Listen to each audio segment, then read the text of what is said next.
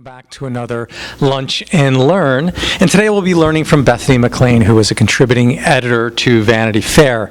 Now a little background on Bethany. She received her BA from Williams College, where she majored in both English and math. Then she went to Goldman Sachs, where she was an investment banker for several years, and then to Fortune magazine for 13 years, and then moved over to Vanity Fair in 2008. Now you certainly know her as the co-author of The Smartest Guys in the Room, which exposed the Enron scandal. Now, many things came out of that book, including an Academy Award-nominated documentary, and in an interesting piece of serendipity, a husband, because she married the lead prosecutor of the Enron team for the government. Now, in 2010, she co-authored All the Devils Are Here with New York Times columnist Joe Nocera, and her latest book, which is our topic today, Shaky Ground, is about the one huge leftover piece of the 2008 credit crisis, the mortgage mess with Fannie Mae and Freddie Mac. Now, this is still exceedingly topical. This is the New York Post from just a couple of days ago. U.S. hid Fannie's profit mojo, and so we'll be getting into that, I'm sure, in today's discussion. The book will be on sale after. Bethany would be very happy to autograph it for you. Now, in reading this book, which is terrific and very digestible, it's great, there is one word that came to mind about two-thirds of the way through, which really encapsulates this whole mess. And it's a word Bethany used to describe both Fannie and Freddie, and it is another F word, but it's not that F word, it's Frankenstein's. And so, Bethany, please come tell us about these government-created Frankensteins.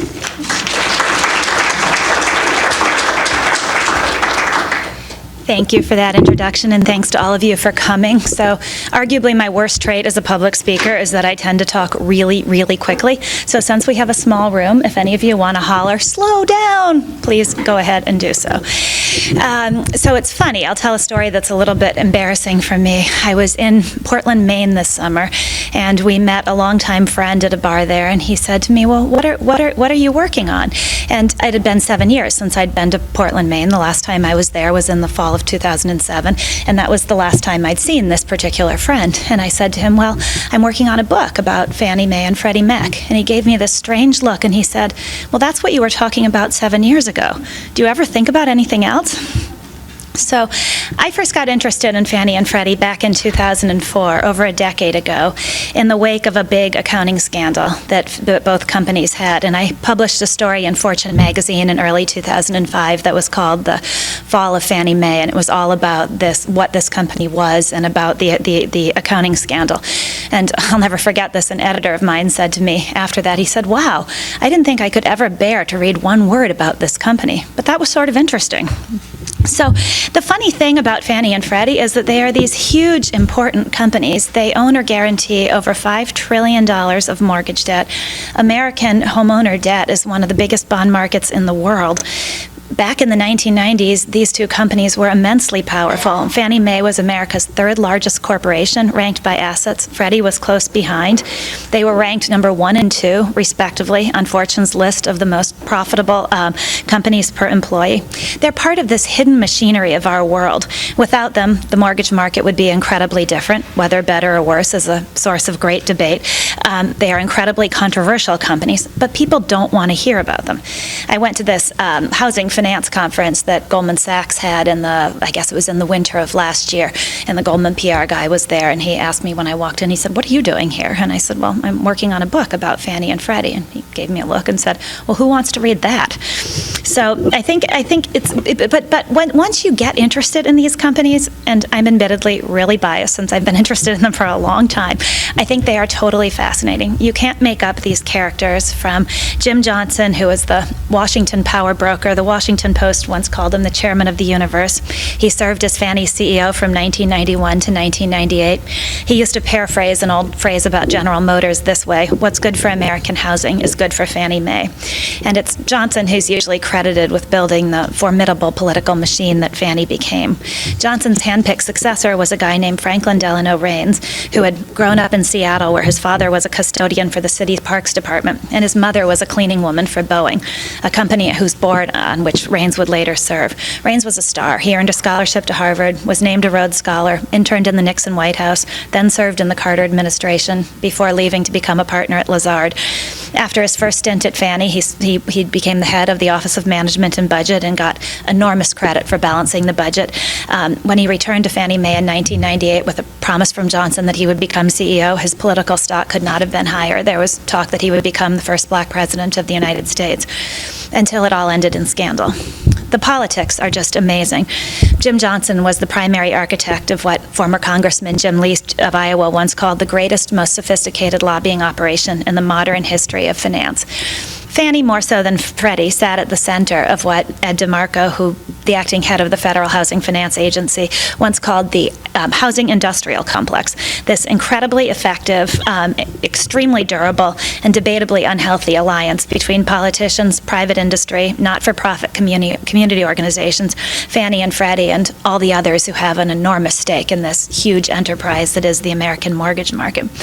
When I wrote about Fannie back in 2004, I couldn't believe anything like this existed. What the hell is a government-sponsored enterprise?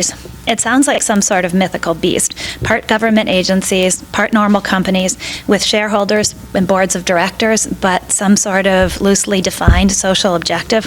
I thought we believed in capitalism and an unfettered free market. There was what this assistant secretary famously called the double game, and what he meant was this idea that although the U.S. government implicitly backed Fannie and Freddie, they didn't explicitly back them. Very strange. What is that? Some sort of elaborate game of let's pretend? And then at that time, there were presidential appointees to the board of directors of both companies. What could do more to signify political power and influence than presidential appointees to the board? At the time I wrote about Fannie, I was convinced it was a bad actor. When Fannie executives argued that their enemies just wanted to turn their business over to the big banks along with their profits, I thought, well, that's a conspiracy theory. And even if I'd believed it, I think I might have thought, well, what's wrong with that? I was a believer, too, in what Frank Raines used to call marketification, the idea that the free market will fix all. I've been covering business now for about 20 years, and one of my favorite sayings, people often say to me, well, don't we want to move on to cover something more interesting than business, something more dramatic and exciting? And I always say, what could get better than this? I mean, you cannot make up the stuff that happens in the business world. My slight segue, my first story for Vanity Fair was on this guy named Henry Nicholas, who had just been indicted for stock options backdating. And you guys are thinking, not that interesting. But he had also been indicted for doing basically drug running, and then having a dungeon underneath his house where he saw prostitutes and did drugs. Anyway, now that makes a Vanity Fair story. Fannie and Freddie may not quite be quite that weird. I have not found any underground dungeons yet, but seriously, it is every bit as weird. One time, lobbyist told me this. He said, "You cannot make this stuff up. The GSE world is a cross between Monty Python and Shakespeare." So last summer, when Columbia came to me, they were launching this publishing project, and they said, well, what are the risks remaining to the financial system in the wake of the crisis? And I've always believed that trying to forecast the cause of the next meltdown is an exercise in futility. One rule about financial crises that seems to prove true is that the spark that lights the fire is never what everyone or even anyone was expecting. But I thought it was a great opportunity to write about the festering problem that is Fannie and Freddie. As most people know, the U.S. government took them over in the fall of 2008 and put them into a state called conservatorship, in which they are supported by a line of credit from Treasury and effectively run by a government agency. And the idea was, at the time, this was temporary. We were supposed to figure out how to resolve these controversial companies, maybe even push restart on the role that government has long played in promoting and supporting America's cult of homeownership. That was the silver lining of the financial crisis. But here we are, 7 years after Fannie and Freddie were taken over. The big banks have at least superficially paid back the money the government gave them. General Motors and Chrysler are out of bankruptcy, but Fannie and Freddie are still in conservatorship. Even more significant is that most of the mortgage market in this country is now supported by government agencies, more so than it was before the financial crisis. The former governor of the Bank of England, Mervyn King, told me this. He said, most countries have socialized health care and a free market for mortgages. You in the United States do exactly the opposite. So that's weird, right? I think another weird thing about these companies is that while homes are the most domestic asset possible, Fannie and Freddie are global because through their securities, foreign investors, including China's central bank, finance the purchases of Americans' homes. And this seems like a good thing. It's globalization at work. It increases the flow of mortgage credit. But as the story of Fannie and Freddie shows, it has also tied the government's hands at critical times and arguably still ties the government's hands. But then I think the weirdest thing of all, which is getting to the subject of this talk, is that these companies were created by the U.S. government. They're called government-sponsored entities.